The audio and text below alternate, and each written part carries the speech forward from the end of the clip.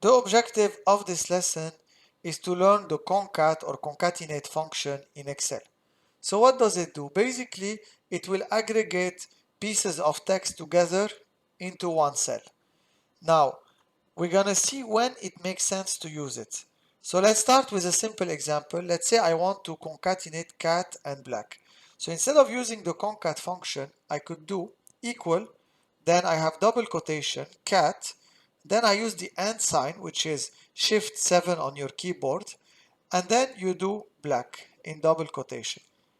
As you can see, after pressing enter, you have them together. Another way to do this is just to do equal, select the cell in which you have cat, and then select the cell where you have black, and you get the same kind of result. The problem arises if you have 100 cells and you want to aggregate them together. If you're going to do this methodology, it's going to take you a while to be able to aggregate them together. So here you can use concat. So I'm going to do concat, and then I select my range of text, and then I get it. Now why you have spaces when you select from here, it's because I added spaces next to each word. Before we end this lesson, let me show you a cool trick where you can combine both methodologies.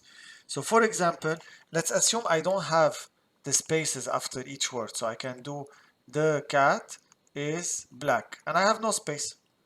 So what I could do is I'm gonna say equal this cell and double quotation space double quotation.